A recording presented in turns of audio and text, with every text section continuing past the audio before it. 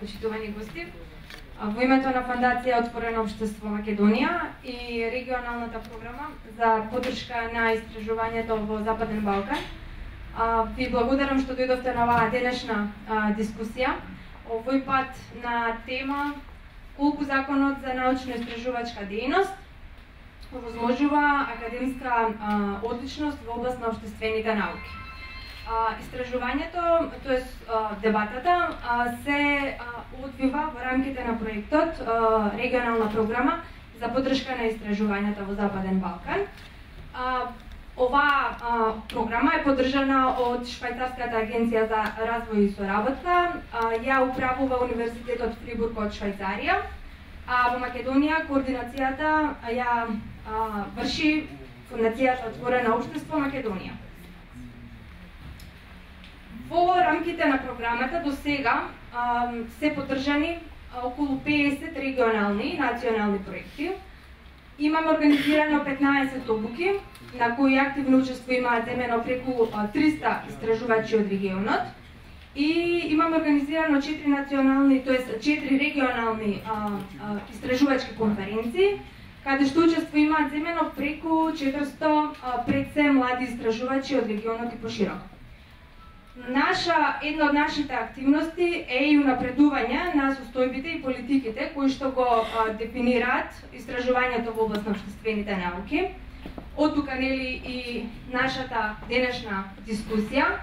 Гости, односно главни дискутанти ќе бидат професор Катерина Колузова од Институтот за општествени и хуманистички науки и Игор Јовановски од Штуловиот универзитет.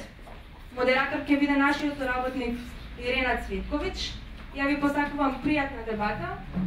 Не ви губела повеќе време. Ирена, повелете. Уште еднаш во моје име и во името на учесниците во дискусијата ви посакувам добри дојди и ви благодарам што одвоивте време. Темата е колку Законот за научно-истражувачка дејност овозможува академска извонредност во општествените науки. Прилично провокативна тема за која што се говореше и во периодот на носење на Законот за наука или Законот за научно-истражувачка дејност.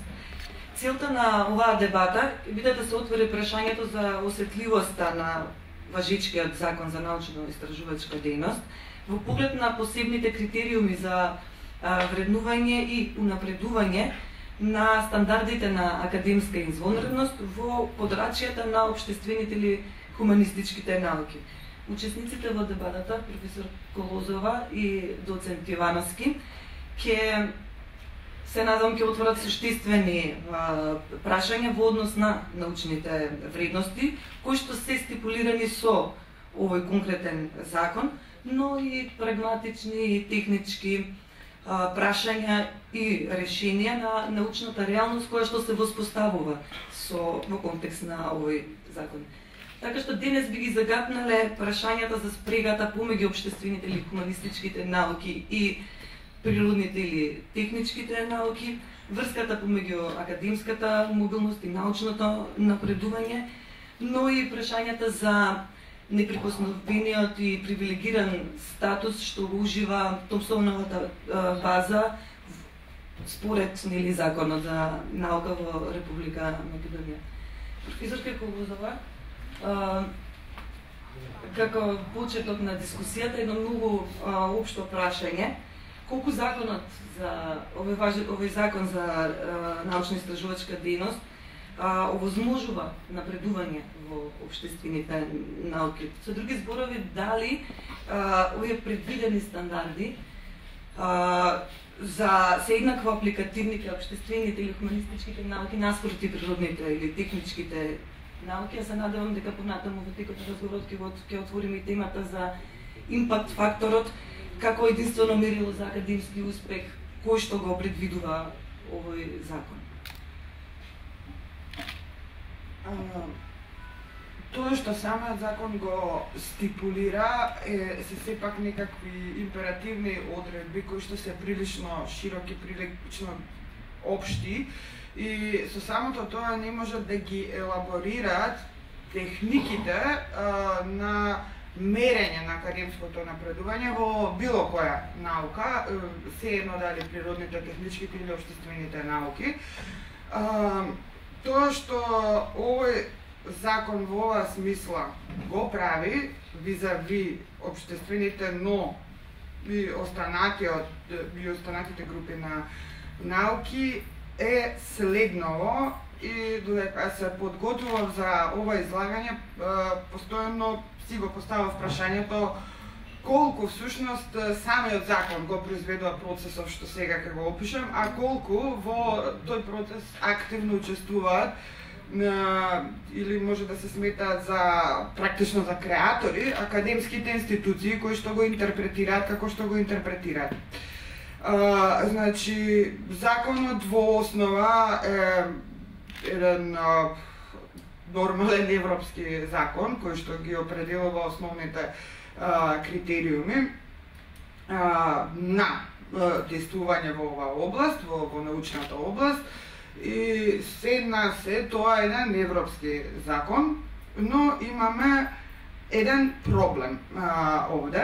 Значи, на неколку места се провлекува поимот импакт фактор.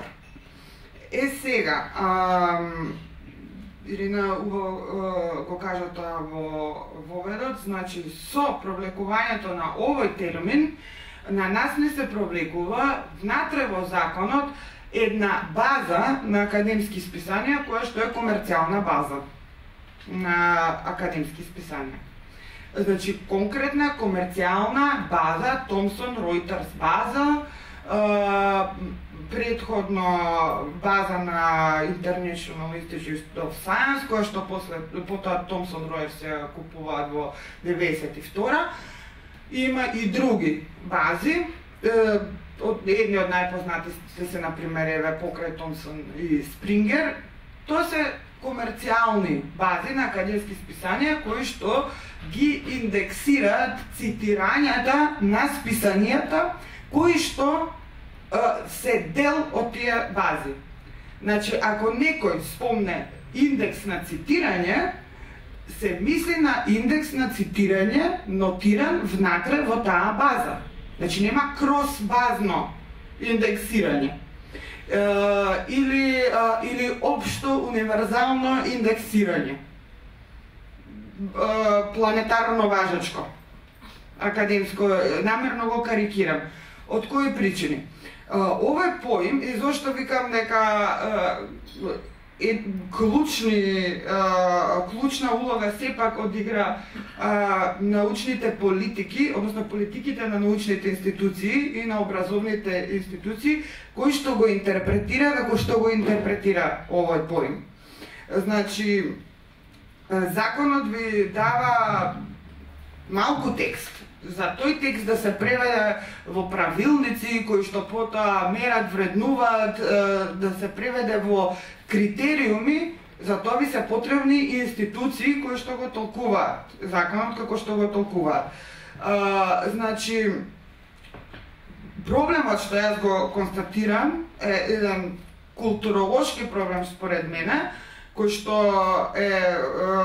можам да го аплицирам на целокупното наше општество, но во случајов нас не интересираат научните институции пред се и универзитетите кои што се занимаваат со високообразовните, кои што исто така се занимаваат со наука.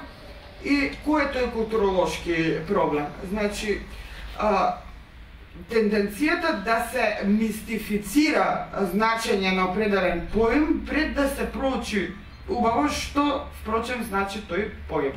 Значи, се уште има дебати меѓу колегите и мене ми е многу тешко да ги убедам дека поимот импакт фактор не е генерички поим.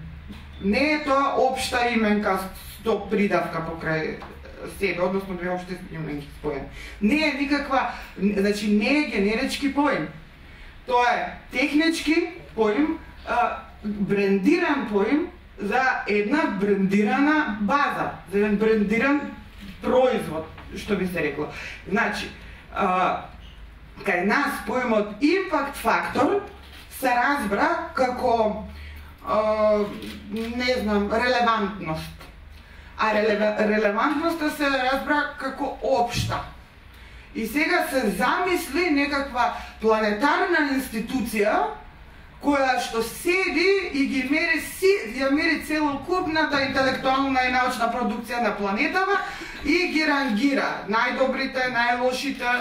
Значи, немате вие, значи, тука е културолошкиот проблем. Предпоставката, прво, значи, митската предпоставка дека имате една точка на апсолутно мерење, една институција или инстанца на апсолутно мерење и еден апсолутен критериум на мерење.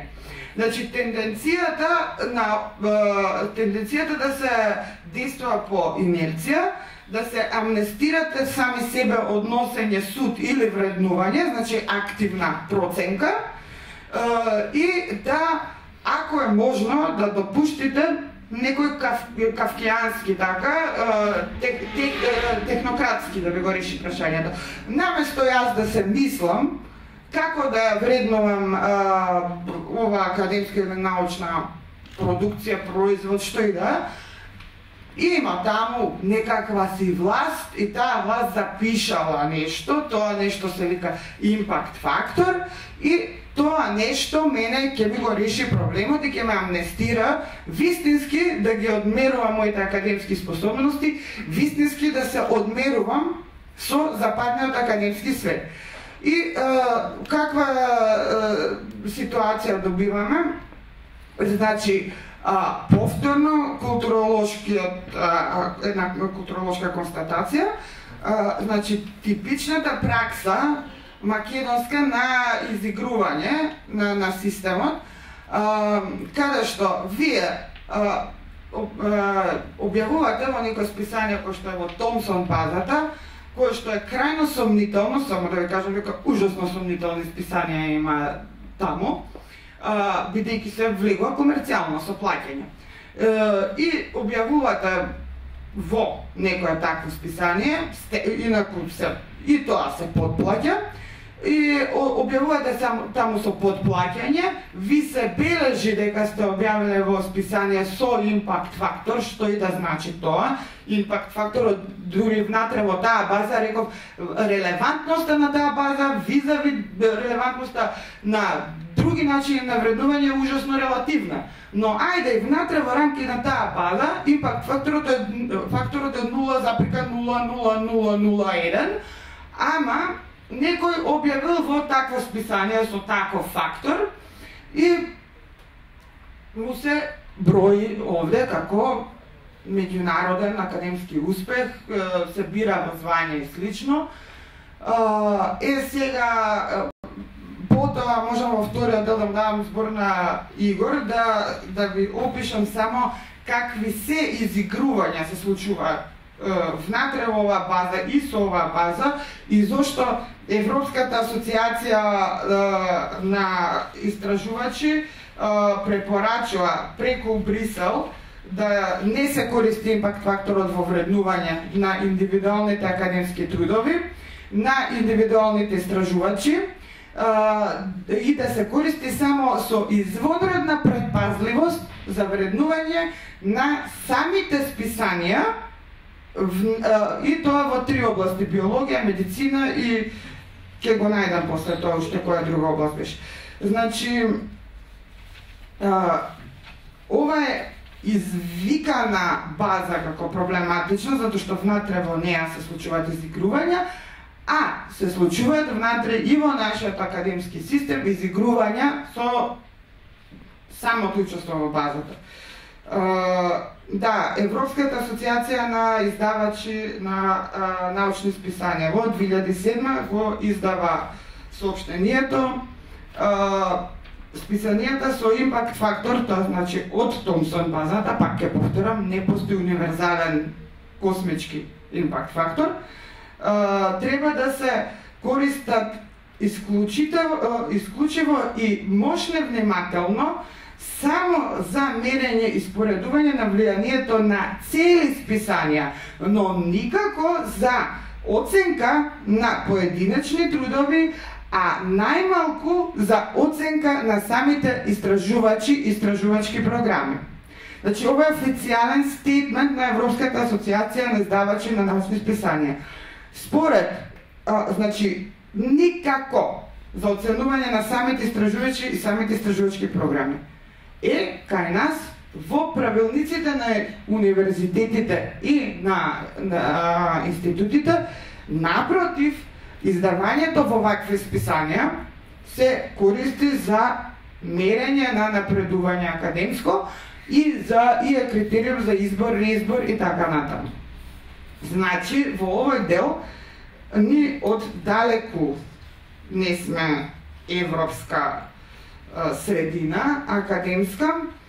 Како што реков, проблемот е што поимот неразјаснет се провлекува на 2 места во законот, инаку само на 2 места во законот, но мојата теза е секогаш, бидејќи нашата институција занимава прецес со анализи на политики, мојата теза е дека секогаш проблемот е како определен закон се преведува во институционални политики. И затоа јас би се концентрирала на тоа како провлекувањето на овој поим во законот се преточило во проблематични институционални политики на институтите и на универзитетите. Тука да запрам, да не го дам целото време, малку загатнав од тоа што би бил вториот дел на, ако воопшто има втори дел, на излагањето сега да му дадам збор на Вик. Пред да му дадеме збор на Игор, мислам дебатата околу импакт факторот е прилично телна и денес и во Европа и во светот.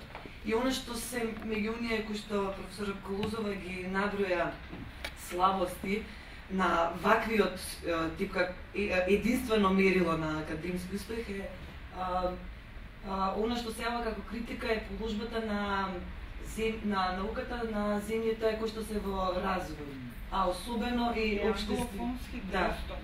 Тие германски и француски списанија воопшто не влегуваат во овие бази, да. Особено и статусот на истражувањата од општествените или хуманистичките науки како конкурентни во рамки на едно ваков тип на мерење.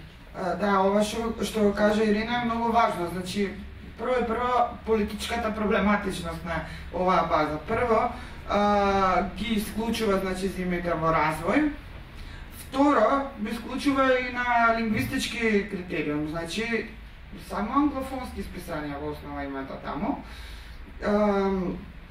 И исто така кросдисциплинарно во принцип импакт факторот на хуманистичките и на општествените, ова последното што го кажа Ирина важно, во принцип генерално како дисциплини, нивниот импакт фактор внатре, значи во таа база е многу помал од што на природните, нормално, затоа што природните се поприсутни и техничките поприсутни, така што апсолутен импакт фактор не може да има, затоа што самите дисциплини, општествените и хуманистичките имаат неспоредливо понизок импакт фактор, апсолутен, споредено со природните.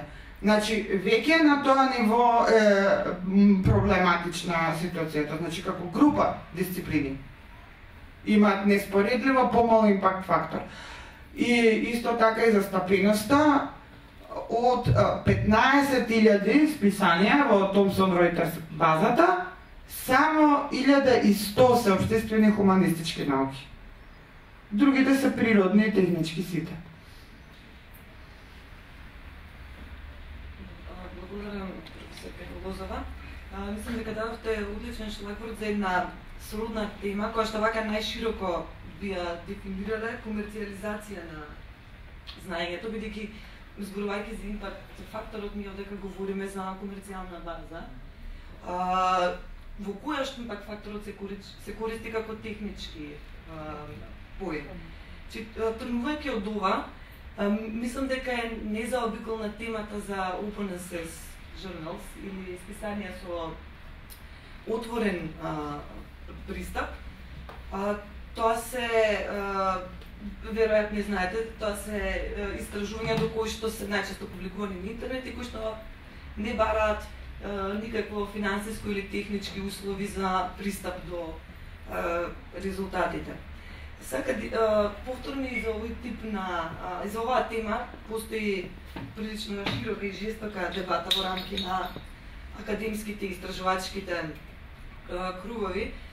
Темата различно се третира, така што дебатите се движат во крајности од навистина прифаќање со ентузијазам на овој модел отворен пристап до силно лобирање против овој модел. Од тука би се рекла дека списанијата со отворен пристап би требало значи се очекуваше дека ќе имаат навистина поголем импакт во јавноста, давајќи поширок, давајќи пристап на поширок код јавноста, но истовремено ќе ја зголемат цитираноста како едно мерило за за академското знаење или за академска изможност.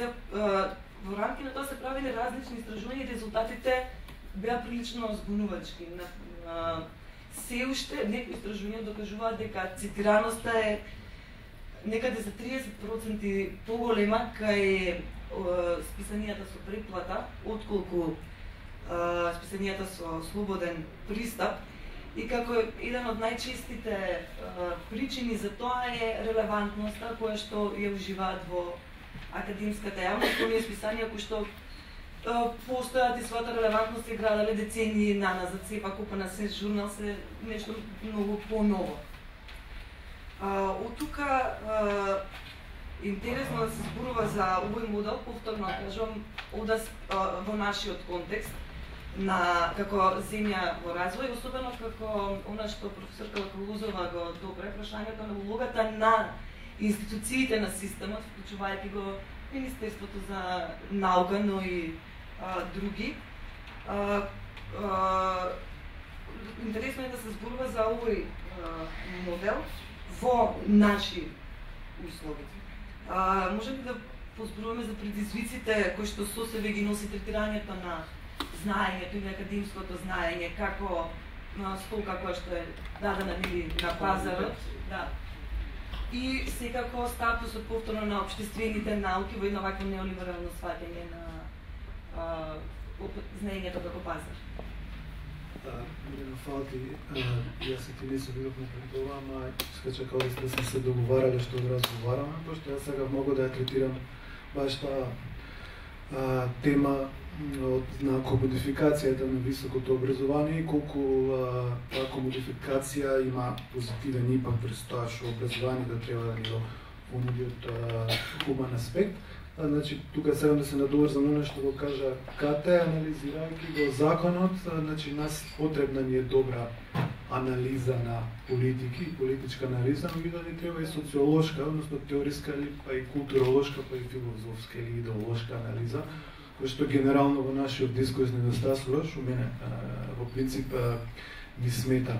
Прашање овака како што е поставено колку законот за научно-истражувачка дејност, и на крај ќе се надоврзам на што го започнавме, овозможува академска извонредност, има и аналитичка и емпириска димензија. Аналитичка од моментот, значи колку неговата структура као нормативен акт, нели, која е на генерална рамка, која што се обидува нели да регулира еден важен сегмент на нашето живење, кој што да признаеме, или барем според моје верување, не беше доволно регулиран претходно, затоа во академијата се случи попара, да звучам малце така по-вулгарно.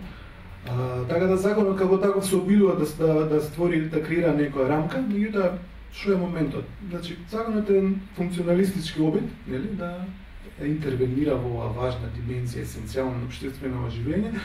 Меѓутоа, критиката кон функционализмот како таков е дека е слеп за култура. Нели? Функционализмот е гледање дека општеството е организма, кај што ти можеш да интервенираш, да поправиш некои работи, за тие работи добро да функционираат. Сега, законов како таков и содржината која што има не е ништо ново, значи ние не сме ја измислиле, се работи за преземени или адаптирани текстови до оние поднапредни општества, нели, од кои што ние доста се разликуваме во економска, социјална, културолошка смисла и се обидува, значи, да преземе законот такви општества и да го адаптира и да го аплицира на нашиот контекст, тоа ја генерално сметам дека нема да има добри ефекти, туку може да направи уште поголема збрка во академијава, меѓутоа ќе дојдам до тоа на крај. Значи, кој е генерално културолошкиот момент, за да продолжам со овој закон, на глобално и ќе го признам после во наше ниво. Значи, законов и вакво третирање на академија генерално доаѓа до една култура на која што се нарекува public or parish, која што е актуелна последниве десетина години, која што израсно онај неолиберален импакт на во академија и комодификација на иста, значи академијата мора да продуцира, да се себе рекреира и да може да се продава на пазарот, да може да функционира во пазарни околности, затоа што само до тоа што капитализмов навлегува се поише пори на оно што Хабермас го нарекува Lebenswelt, нели, во тие пори кои што се комодифицира, нели, за да се продаваат на капитализмов, му се потребни експерти, нели, кои што не се интелектуалци, далеко се од тоа, туку се техничари како ги викаше Сартер, техничари на знаење или така нешто, меѓутоа експерт. Да, значи, кај нас има пуно експерти, земете се вие што значи тоа, тие се експерти кои што треба одреден дел од одредена ситна област да ја коригираат само, меѓутоа не се хуманисти, не сите, меѓутоа целта на образованието има да произведе такви луѓе кои што ќе се вклучат во спрега на капитализмов за се повеќе делови од животниот свет да бидат колонизирани, како што вика во Хабермас. Сега, таа култура на publish or perish, која што е многу опасна, која што ја нарекувам култура на нервен слом, затоа што кога живееш постојано под таков притисок, буквално си во близина на тоа, затоа што постојано си притиснат или притисната, нели, да вадиш нешто кое што треба да се избаци во некои си магазини со импакт фактор не знам кој, нели? И од тоа тебе ти зависи буквално живот, ти зависи екзистенција, знаеш. Јас функционирав 6 години во Западна академија, од кои 4 во Германија и мислам дека тој притисок на крај решив дека не сакам да го живеам, пошто едноставно буквално е нешто од кое што ти зависи твојот живот генерално. Тоа што се работи за огромен притисок, за огромен стрес, нели? Кој што на крају крајва не произведува подобра економија, академија или знаење, туку произведува побанална академија. Ако со честни исклучоци, нормално се генерализирам. Јас имам прилика често нели, прегледувам оние меѓународни весници кои што мене ме интересира, International Organization, International Studies и така нешто, каде што ќе се зачуите во какви баналности младиве истражувачи треба да идат, нели, за да таа колонизација на општествениот живот ја приближа до капитализмот, нели, преку тоа да избацат некоја приказка која што треба да се продаде. Тоа е стварно воопшто не ми се допаѓа како генерална политика, знаеш. И воопшто не верувам дека на глобално ниво таа генерална политика произведува прогрес, нели, или раст на хуманизмов и така натаму. Јас, нели, спремајќи се за расправа, најдов некои резултати од Guardian и таа PowerPoint презентацијата која што тие имаше, нели, на Facebook сега стана, пуно бројки има, нели, ја во принцип во бројки многу не верувам во квантификација на општествена реалност, не дека априори ги отфрлам, меѓутоа многу по-длабок пристап треба за општествена реалност да рефлектираме као означувачи. Прочитав дека во 2006, пази, е стар податок, на светско ниво постојат 23.750 академски журнали и дека во 2006 година се избацени 1.300.000 научни артикли. Тоа е ненормално, мислам. Што ти артикли, не знам колку го направија светов подобар. Малце утописко прашање, колку е светов во 2006 и од кога почнавме со овие политики на глобално, колку е светов по-хуман, колку сме по-луѓе на крај крајва, ако е тоа основната идеја на академијата или на науката. И сега сакам од овие аспекти кои што се на глобално ниво, кои што нели рефлектираат култура на една академија и економизмот како доминантен облик нели на комуникација конкретно на неа, ја признаваме ние кај нас. Не, ама пази сега, тоа доаѓа постиндустријски, постмодерни општества, нели, каде што работите се поразлично тоа кај што секај нас ние ги земаме, знаеш, и ги сега ги аплицираме во нашиот контекст. И сега се навраќам на законот. Законот како таков е еден акт, нели? Мора да се чита во заедно со Законот за високо образование, нели, кој што конкретно не ги има во Законот за научно-истражувачка дејност, туку во за високо образование, како се стекнува звање, колку треба и такви некои работи, колку артикли треба да имаш овакви и онакви, и нормално тука доаѓа и по процесот од Болоња, нели, сите овие три се нормативни акти кои што го регулираат тој момент. Меѓутоа, некако се одлучив младото, пошто интересна ми е тема, кога видиш културава на нашава академија, нели, знаеш, каде што се аплицира некоја си страна или политика,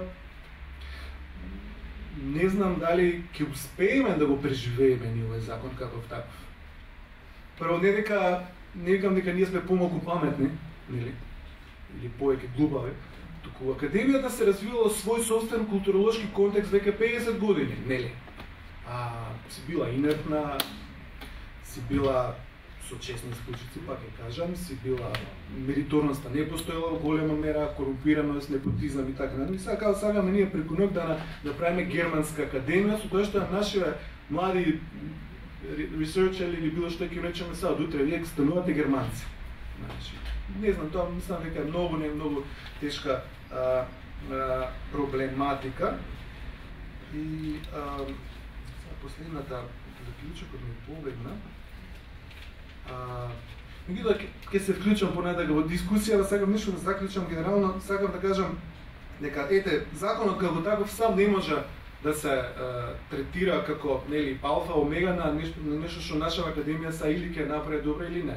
И затоа ми смета кога баратаме само со бројки, нели, значи ги прифаќаме оние моменти на целосна рационализација, технократизација, нели, на академијата, нели, бегуваме од чист позитивизам, онака, бројка е тоа и што да правиме. Меѓутоа сега малку по-темелен третман, значи на културолошкото, на филозофското, нели, на идеолошкото во овој закон, за да можеме целосно и генерички да го разбереме неговиот импакт. Инаку постануваме на ниво на политичка анализа, нели, кој што кај нас се има многу, нели. Меѓутоа, јас правам разлика измеѓу политичка и теориска анализа. За политичка анализа треба читаш да гледаш вести, а за теориска анализа треба читаш книги.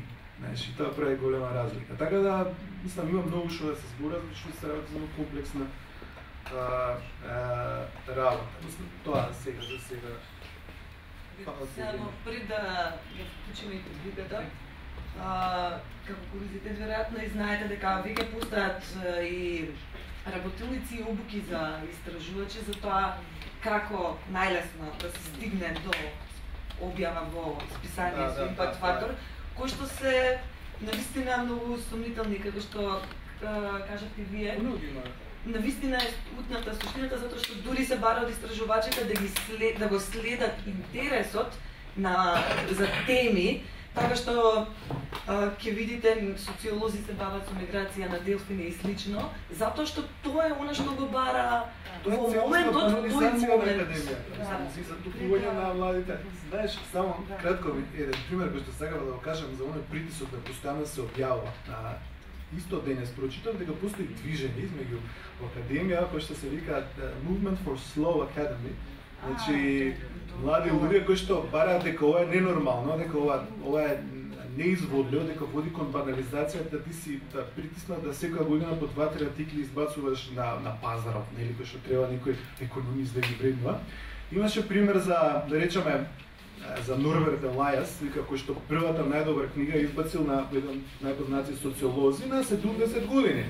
Или Макс Вебер, нели, кој што докторската дисертација спрема 15 години и 80 страни, но јас сум ја видел копијата на тоа, на дисертацијата, од денешен аспект тоа многу малку изгледа. Меѓутоа Макс Вебер кој што направил најголем импакт врз социологија денес натаму. И така, свиди што.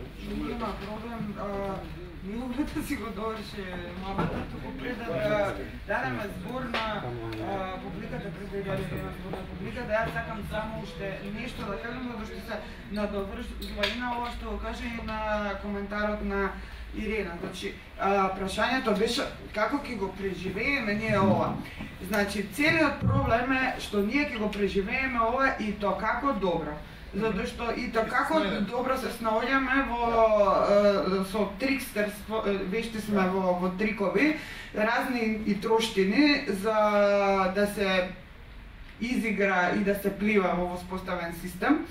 Значи, само ќе ви прочитам многу кратко, извини се Егор, ја пак податоци си ти сменим овој, ти си социолог, ама ајде.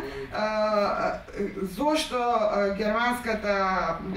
германското здружение на научни истражувачи го забранува користењето на импакт факторот во евалуација на академското напредување, а Американската национална асоциација, веќе како се викаше, ќе можам да ја најдам после, пенализира ако имаш преголем број на статии. Затоа што на сите им е јасно дека тоа е безсмислена хиперпродукција, колку нели да се напредува кариеристички погледнато и не е одраз на академска продукција оригинална или што придонесува за самиот развој на науката. Сега само ова се примери како се gaming the system, како се игра во системот на импакт факторот. И од овие причини германската Forschung, веќе како се викате таму во Германија, асоциација го забранува комплетно користењето на импакт факторот во вреднувањето. Значи, вика постојат уреднички политики, затоа реков секогаш е до политиките, никогаш не е до некој си закон некаде, па ни тука. Постојат уреднички политики за да се зголеми импакт факторот. Например, журналите може да публикуваат поголем процент на рецензии, бидејќи тие се почесто цитирани од самите истражувачки извештаи. И сега, уреди го на списанието, за да му се подигне импакт факторот, решава воопшто да не публикува оригинално научно истражување, туку рецензија, затоа што рецензиите почесто се цитираат. И почна калкулација со тоа што се цитира.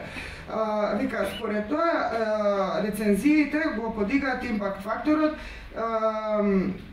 Добро, не е важно да скратам, јасна поентата и да не преведам сега паралелно, туку само ова, да го кажам, значи постои дури термин citable item, што е нели подложно на цитирање, што не е. Се помалку, например, во медицината, во биологијата се издаваат студии на случај, затоа што многу малку се цитира, а тоа е оригинално научно истражување. Како и да е, значи истражувањата покажуваат дека со политики на уредување кои што водат во правец на публикување статии кои што се citable, подложни на цитирање, има списанија кои што за 300% го зголемиле својот импакт фактор. И сега има едно списание кое што намерно за да направи гротеска, за да ја докаже гротескноста на системот, да го виде тоа, намерно објавиле статија кај што се цитирани сите што се цитирани, за да ги цитираат, и од 0,6 цитираности го зголемиле на не знам колку, на 40, да речеме, импакт факторот. Нормално ова е направено со цинизам за да се покаже комичноста на системот и поентата беше тоа, значи повторно нашата истражувачка фела ќе најде начин како да преживее во Томсон базата со стратегии на објавување списања кои што со каков таков импакт фактор се таму, затоа што си го платиле влезот. А ова го знам од прва рака, затоа што за списанието што јас го водам, 3 пати доаѓа да ми нудат да влезам во не во Томсон, во Спрингер, ама исто. Значи си го плаќаш влезот, таму и влегуваш во таа база, за секоја статија пара по 50 евра, уредникот да плати. Не се, значи таков аквизитерски однос. Самава слика што ве опишува веќе како доаѓа со понуди да влеземе во Спрингер базата, ви предпоставувам ви ставува самава слика јасно што и како се тие бази. И уште нешто само да кажам за општествените хуманистичките науки што е најважно. Најголемите издавачи, колку и да сакаат некои технократи нека ме викаат дека од око тврдам дека се најголеми, сите ние што сме тука знаеме кои се најголеми во општествените хуманистичките науки. Значи Ратледж, Пол Грейв Макмилан, Сейдж, не знам, Колумбија универзитет Прес, Версо е веќе она радикална зборам за мејнстрим.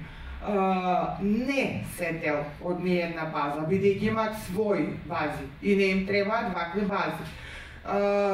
Значи, повторно со Gaming the System, нашите истражувачи професори, поголемиот дел од нив, ќе си се снајдат и ќе си биваат избирани и реизбирани внатре во нашите институции, а повторно ќе бидат резил ако објават во некое пристојно списание кој што го чита некој надвор од Балканот. Ви благодарам. Сега може да ја вклучим рубриката со прашање.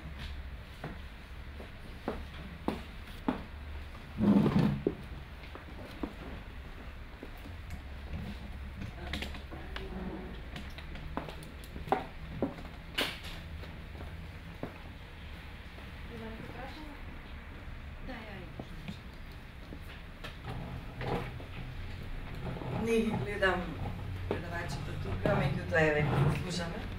Моето прашање е следново. Дали импакт факторот се поврзува само со Томсоновата база, дали имате сознание? Бидејќи јас колку што знам, импакт факторот се мери и на други бази, како што е да речеме академската база Scopus или Scopes, како и да е изговорот точен, и ме интересира дали сметаме она што е прилично важно во овој момент за мене е дали сметаме дека некоја законска обврзувачка рамка подобра или полоша од постоечкиот закон за високо образование ги мотивира научните работници и наставниот кадар на универзитетите и институтите да се потрудат да работат по квалитет.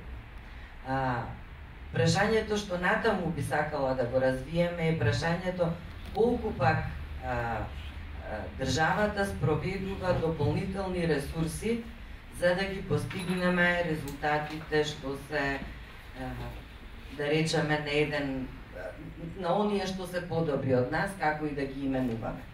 Значи, ја би сакала да зборуваме каков е буџетот во Министерството за образование за остварување на изворедноста.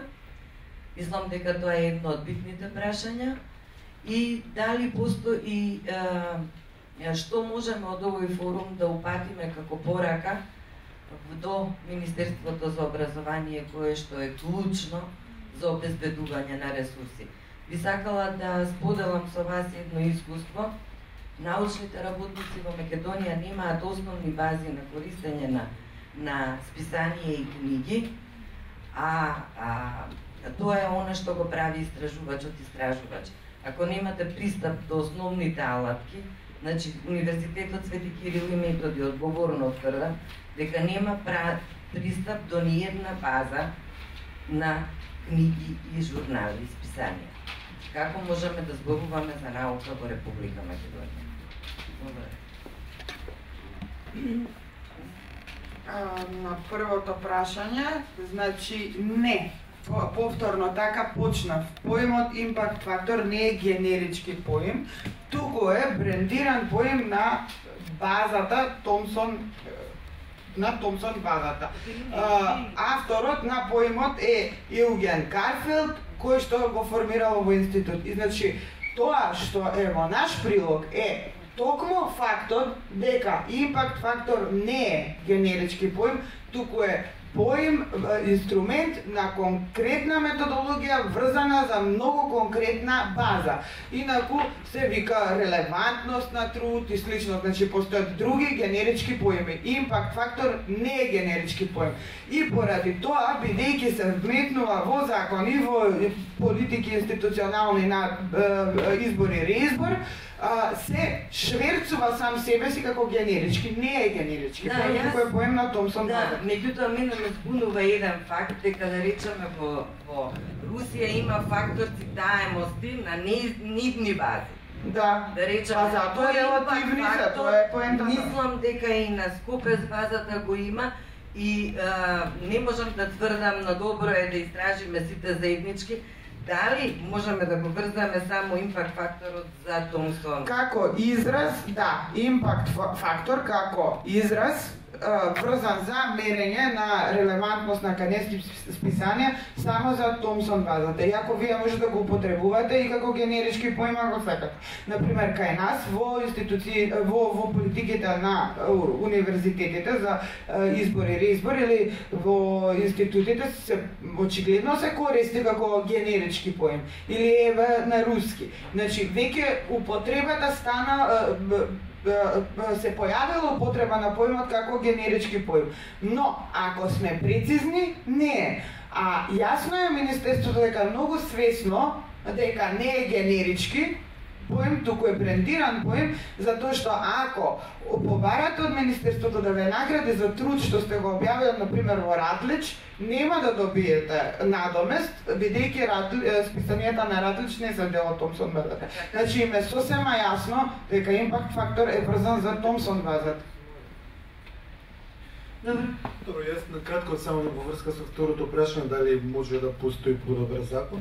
Па да, законот сегогаш може да биде подобар, затоа што правото е нели нормативна категорија која што треба нели да рефлектира реалноста и обратно и нели заедно да се конституираат. Сега за добар закон, нели треба добар социјален, односно интелектуален капитал и една непристрасна јавна расправа која што постојано би течела и каде што политичарите би црпеле нели објективни, да кажем, информации и ги би имплементирале во надредба на законот или на цела таа база на закони, на политики, нели, кои што треба да ја нормираат ова наша есенцијална сфера на живење.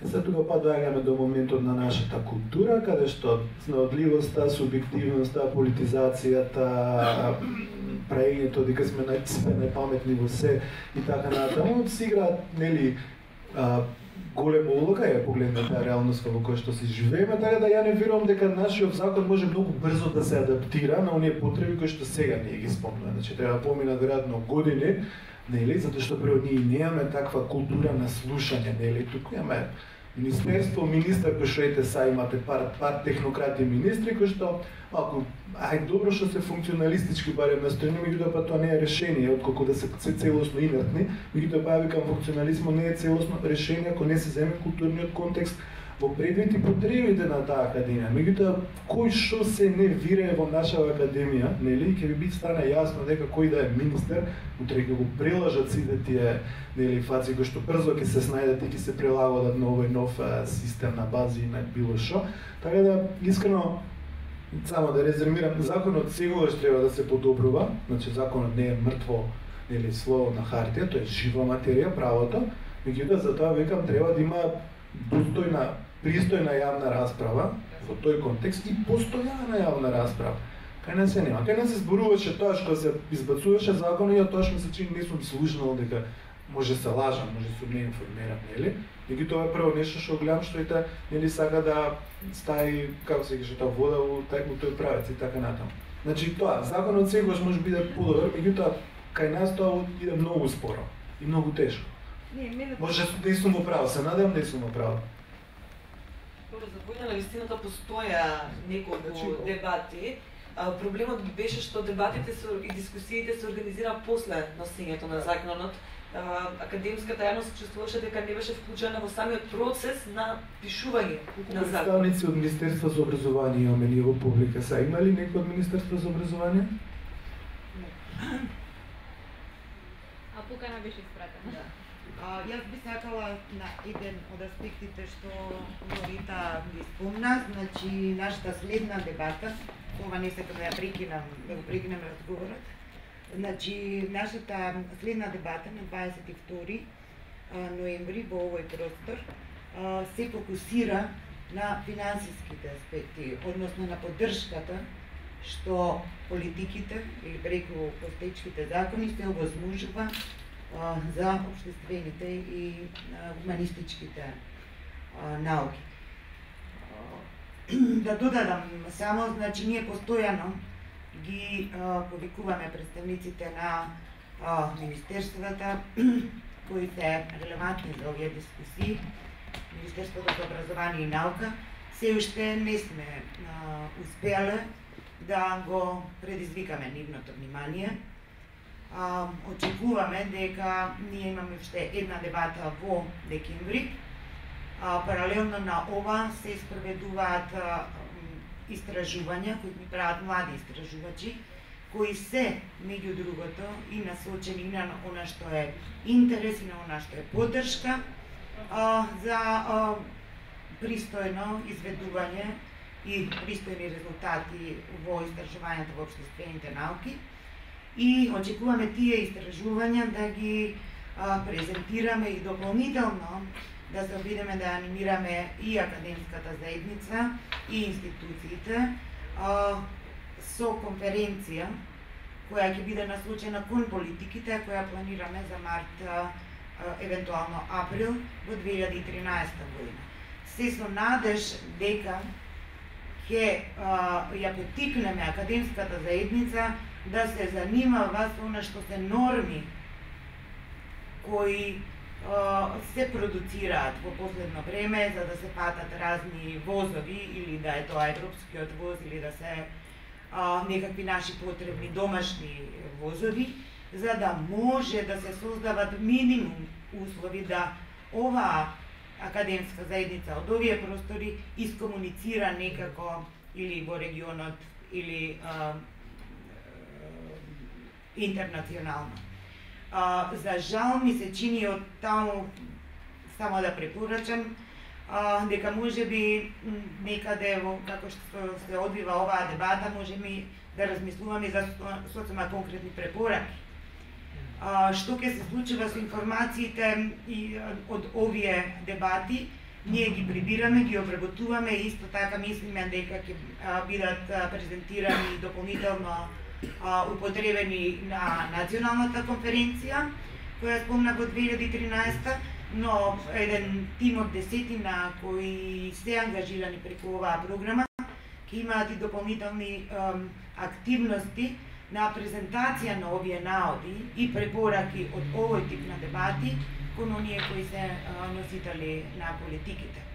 Значи, едноставно да ве поттикнам и присутните и на овој настан и на следните да размислуват и во таа насока. Што е тоа што конкретно во овој случај, например, за конкретниот закон, би можело да се извлече како препорака, за да можат општествените и хуманистичките науки на крајот на краиштата да ја подобрат својата позиција. Благодарам, извинете што земам дел од времето, обично не се јавувам, но поделете.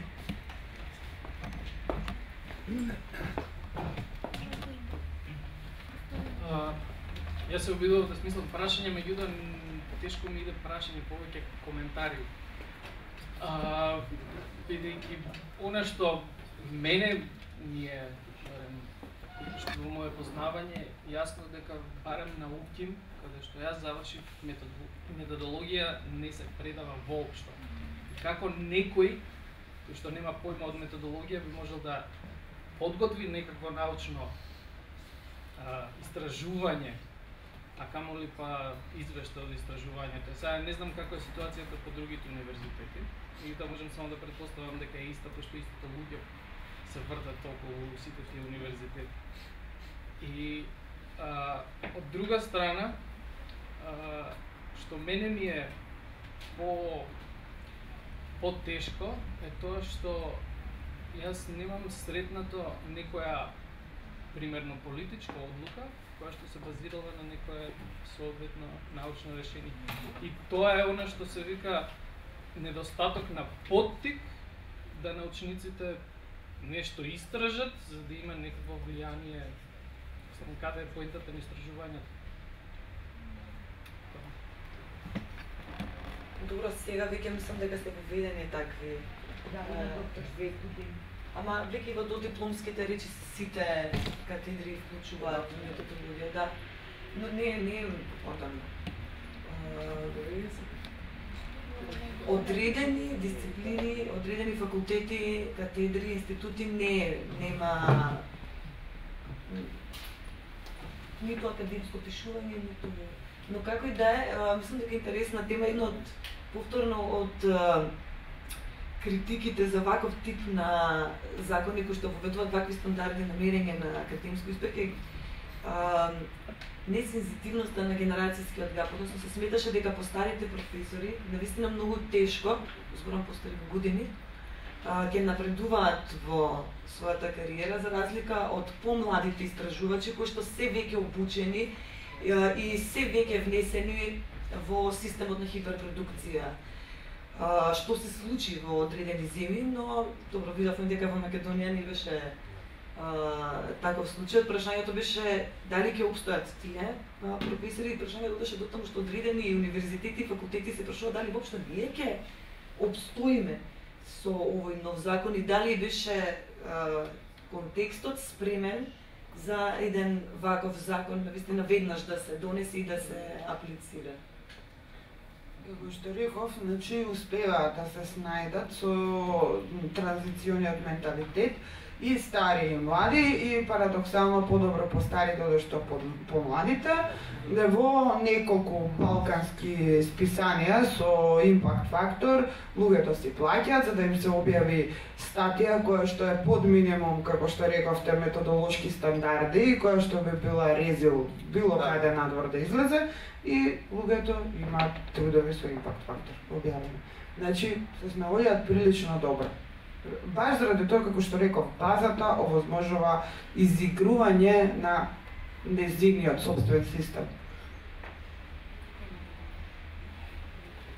Не сакам се неколку работи да кажам, на брзина се разберем и се глашате.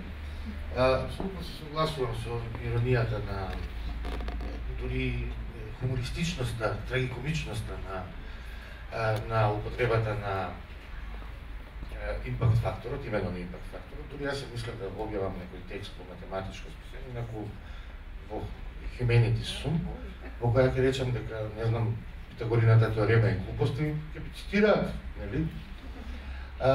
Па да речеме на младиот колега и на медиаторот им кажам дека не секогаш сме докрај информирани. Во оваа просторија се професорката и асистентот на докторските студии на Универзитетот Кирил и Методи по академско пишување. Така што има науки, не е до толку утепа науки, и гломазен и се може да кажете, ама уким нешто работи.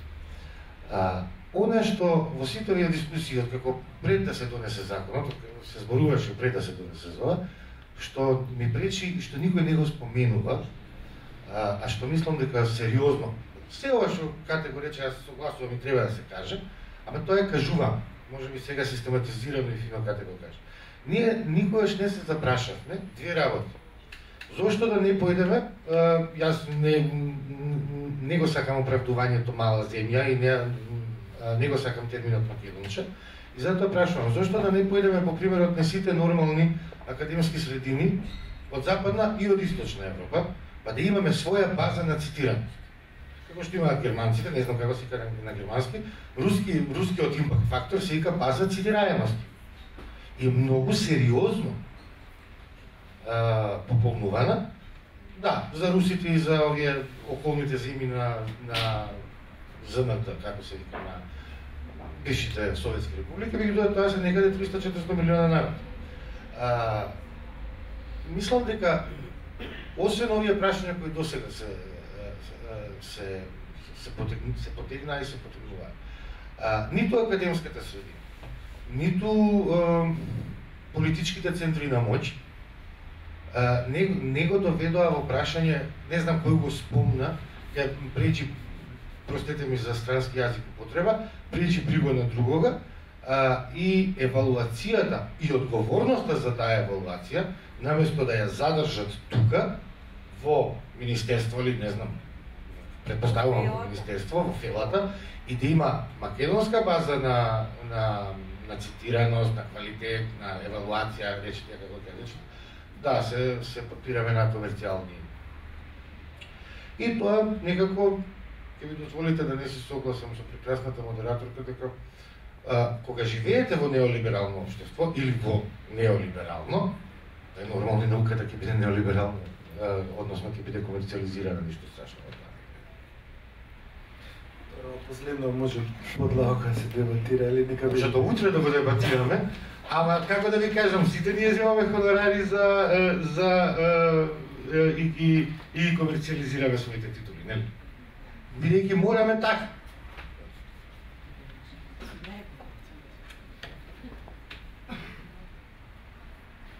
Само справка, мојот коментар беше дека има академско пишување и методологија на универзитетот.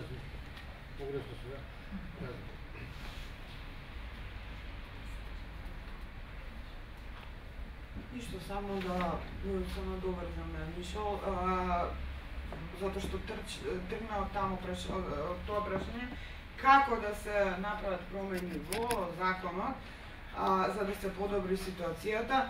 Јас само сакам да кажам дека не сметам дека решение е воведување на наша база. Јас зборував за проблематичноста на базите како референтна точка на мерење на нечи академски успех. Ти сами откажа дека може да се карикира, значи можеш да објавиш во математичко списание хуманистичка интерпретација на Питагорина теорема и ете ти цитираност. Значи, самата база, концептот на базата, дури и на најреферентната Томсон е проблематичен. Е проблематична по себе.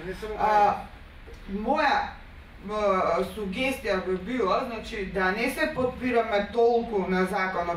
Се што треба да се случи со законот е можеби да се ревидира поимот импакт фактор и да се стави нешто што навистина е генерички поим, не знам, меѓународна релевантност на трудот или не знам што. И наместо да се стави во рацете на законот и во рацете на чиновниците да мерат што е академски релевантно, да се префрли авторитетот на мерење внатре во фелата, како што кажа Лорета, значи во академската заедница, таа фела треба да си ги следи стандардите на сериозните европски универзитети, на, не знам, британски универзитети, на француски универзитети и да се види кои се таму критериумите, како се формулирани и според тој терк да си направи своји правилници, наместо да штиклира технократски според нешто што му им стипулирал законот. Значи, конечно, значи, и треба да престанеме толку многу да се занимаваме со законот и да мислиме дека тој треба да ни ја определува академската судбина. И да сватиме дека имаме, како да кажам, академски суверенитет во самите себе. И според тоа да се прави тоа што се прави секаде во нормалниот свет. Значи имате параметри, критериуми според кои што се вреднува, внатре значи усвоени, донесени од една институција, која што е академска институција. Значи не можете да чекате министерства да ве мерат научна релевантност. Не сум сигурен дека можете да очекувате и факултетите, односно институциите едукативни да ги мерат, затоа што стварно не знам која институција точно да ја кажем, како за научен текст може би блефирам, меѓутоа односот е тој, за научен текст се добиваат 2 бода, за превод се добиваат 4, за песна се добиваат 2 или 3. Тоа е правилник на високообразовна институција. Да. Ја би се надоврзала тука, да. И тоа беше моето прашање на крајот од првата дискусија.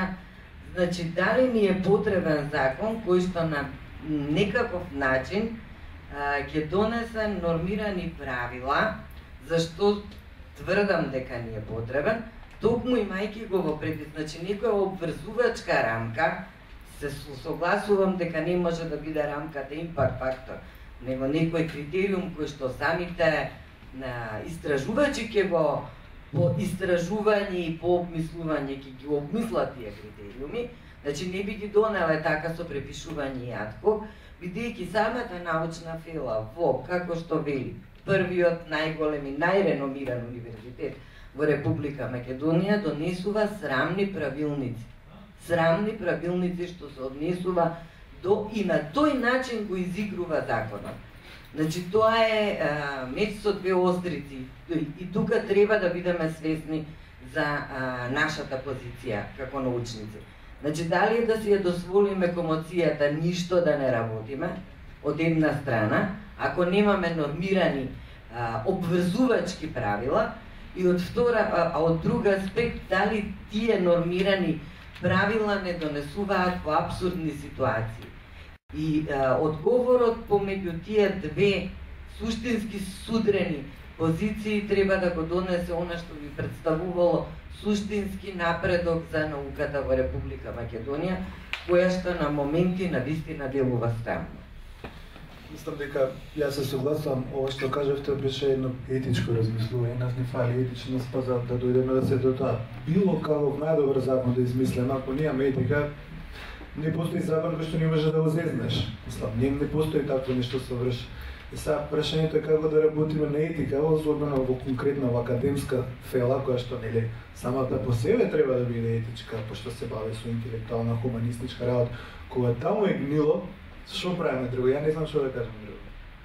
Може би некои идни расправи на тема критериуми. Во секој случај, значи, затоа на почеток спомнав дека не е само легалистичкиот момент дека ние говориме за закон, туку тој треба да се интерпретира и од социјална, социолошка, културална и филозофска димензија. Последно беше филозофско размислување. Певачето па и на Кате која каже дека законот сам по себе не е суверен, дека нашиот академски суверенитет стои во нас и сака кој може и како ќе го свати тоа. Али не треба тие димензија априори да се отфрла, ако сакаме нешто сензибилно, нешто што би било нели соодветно на реалноста која што сакаме да ја креираме.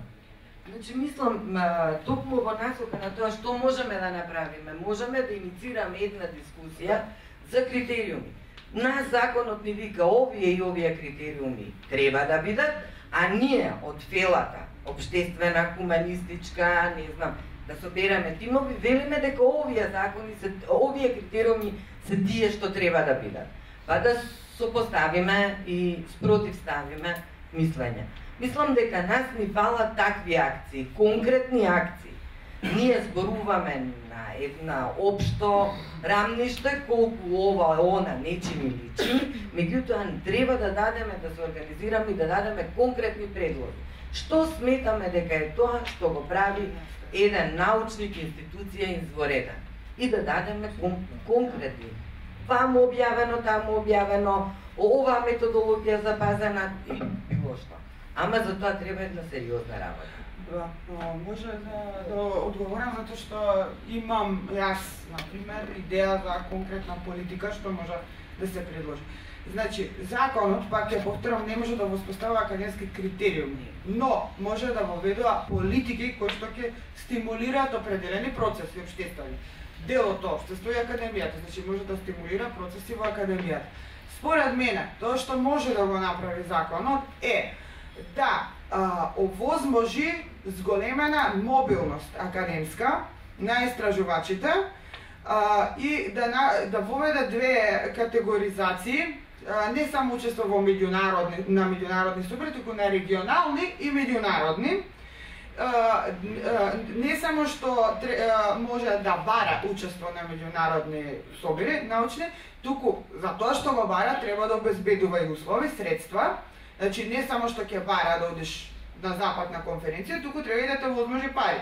Да одиш, ако веќе ти бара, кога ќе одиш таму и кога не можеш да се извадиш на поезија, што би рекол Мишо, туку треба да сработиш нешто што ќе го сослушаат другите, а нема да се посрамиш, мислам дека тогаш ќе бидеш ставен во ситуација постепено да ги учиш стандардите на академска извонредност на западот.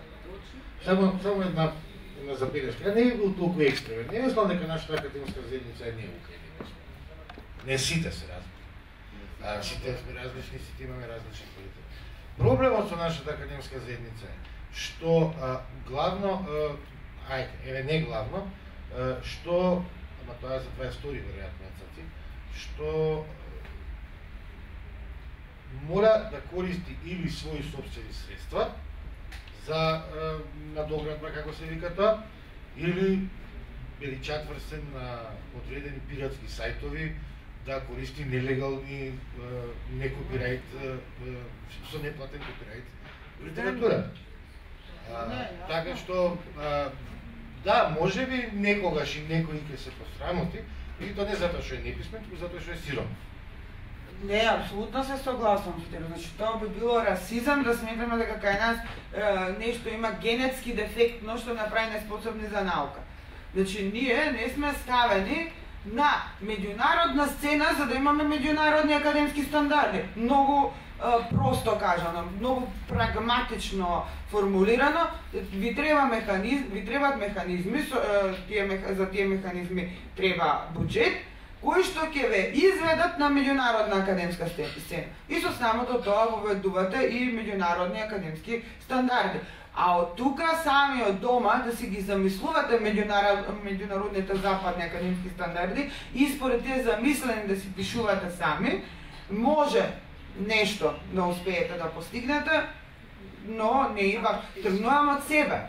Значи, јас да не сум била ставена во определени шеми на мобилност, кои што ме ги овозможила многу извори, меѓу кои што и во 90-ти години и фондацијата која што ме овозможила да студирам на ЦЕУ, јас не би знаела како одат работите, не знаев дека постои академско пишување додека не отидов на ЦЕУ, како предмет. Добро, тука мислам дека допревме до исто важна тема што малку ја прескокнавме, тоа е дека навистина клучна улога не треба вината секогаш да се префрла на академските институции, клучна улога имат институциите на системот, вклучувајќи го и Министерството за образование и наука, и дека можеби вакви ситуации со измислени критериуми се само одговор за тоа што вината единствено се префрла врз академските институции, некако амнестирани се оние кои што треба да дадат најмногу поддршка, не само финансиска, не зборам само за финансиска, за градењето на истражувачките капацитети во државата. Што е повторно прашање на комерцијализација на медија. И да не заборавиме исто дека скоро постојат напори покрај докторската школа, дека постојат инструменти технички кои се многу интересни. Едниот е софтверот кој ова работи, не? Инструментот кој помага при откривање на плагијати. Значи плагијат МК, тоа е едно. И вториот инструмент, а тоа е наука МК, каде што академската заедница треба да се само регистрира. Многу е интересен и макар бегол поглед на тие две алатки, би рекла, поготово на оваа која треба да ги регистрира научните кадри и нивните дејности во Македонија. Инструмент кој се надевам дека со тек на време ќе се унапреди, зашто таму имате име и презиме Перса Персевска, например, се гледа дека е доктор на науки и од таму нема ништо. Имате ситуација на првата, на ударната страна, некој си поиграл со целиот инструмент и има некакво фиктивно име и презиме. И прашањето е навистина колку тоа, например, ако замислиме, ако позитивистички гледаме да некаков инструмент постои, прашањето е во случајот и одговорноста на академската заедница, како себе се представува, дали воопшто имаш биографија, дали таа е апдейтирана, дали е обновена таа информација.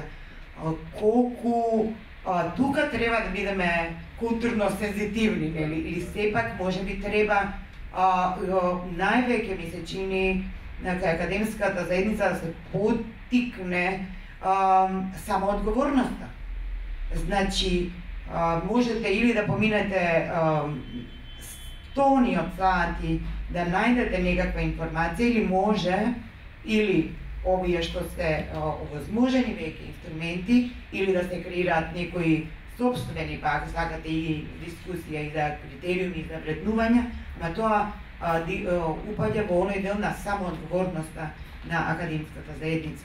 Се додека е таа ниска, се додека академската заедница е просто аутистична на политиките кои ја регулираат таа област, а тоа го имаме, значи се до тогаш некој друг, во случајот државата, односно системот, ќе се обидува на ваков или онаков начин, не сакам никого да амнестирам, но ми се чини дека се додека не се осозна и не се превземе тој простор и не се подигне чувството на самоодговорност, тука нема многу.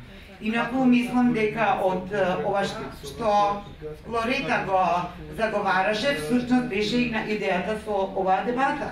Ова не е само за тоа како се вика законот и само импакт факторот.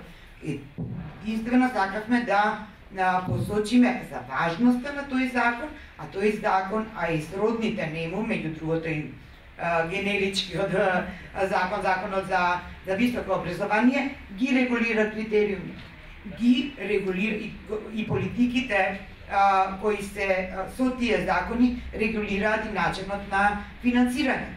Скоро бе во една прилика и јас не знам, меѓутоа тоа пак останува да го дебатираме.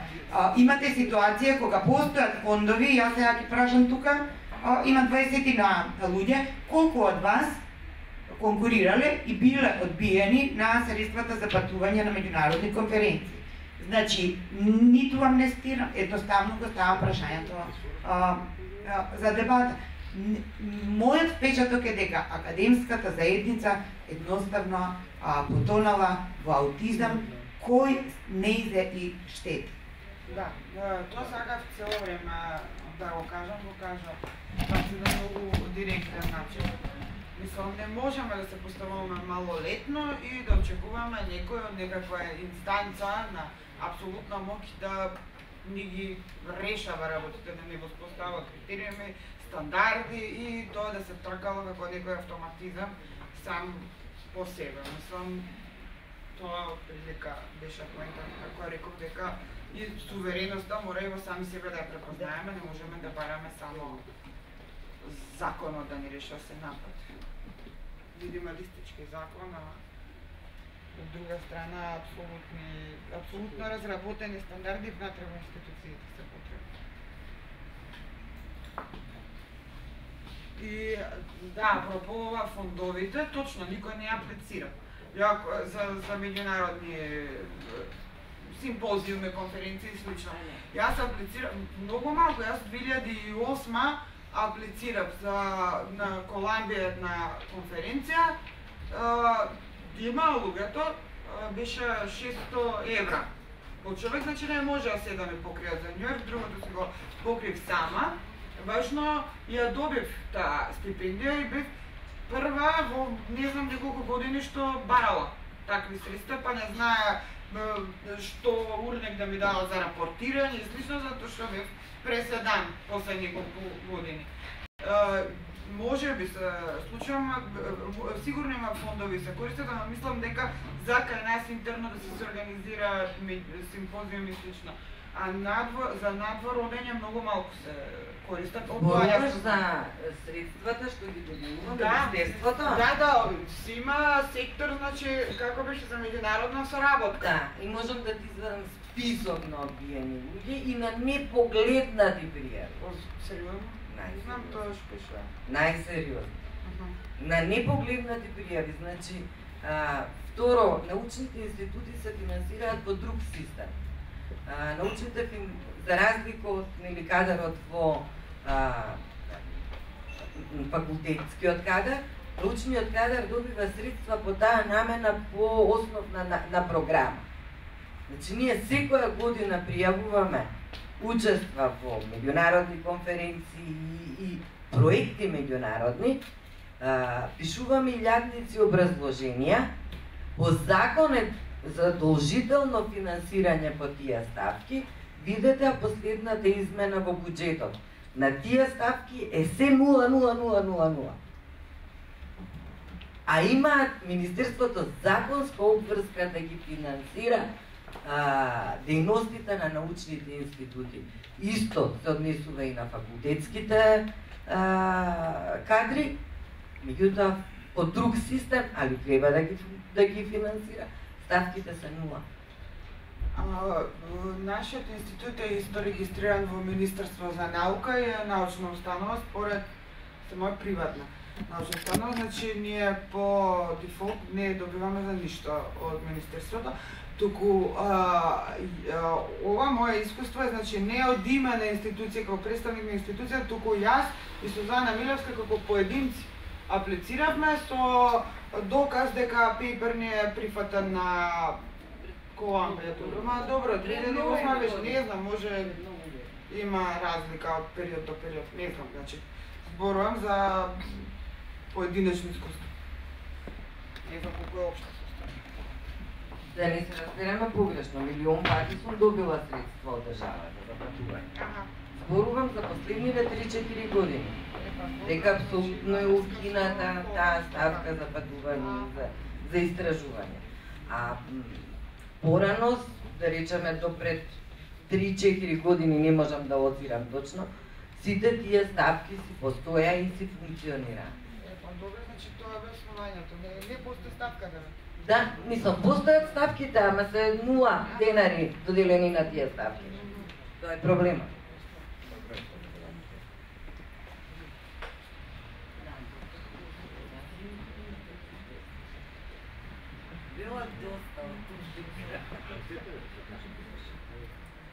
Добро, ви благодарам уште еднаш на сите.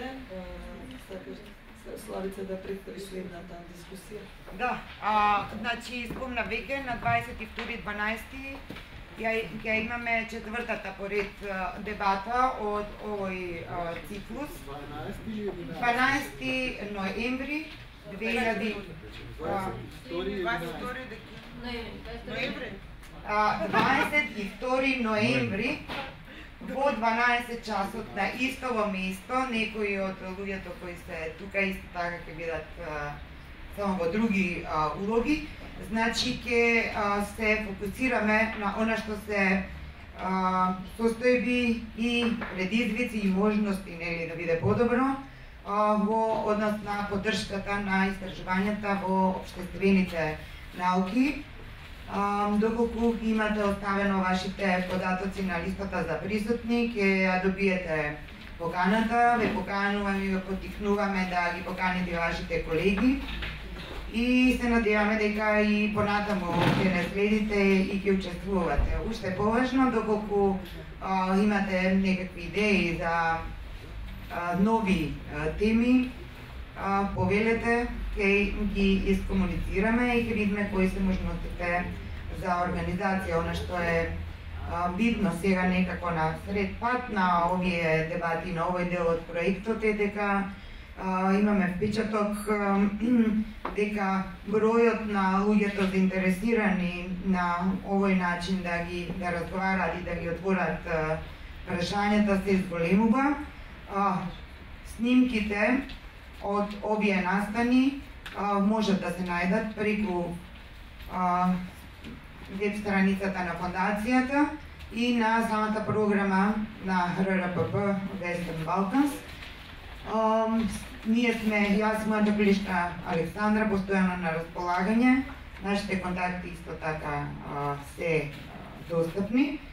Во декември, исто ова како јам го најава, ќе разговараме за тоа колку се информациите достапни, за да може да се извршува истражување, да се креира и да се учествува во коментирањето на или воопште во унапредувањето на општествените науки. И ви благодарам јас за вниманието и за учеството од целиот тим кој ги подготвува овие разговори.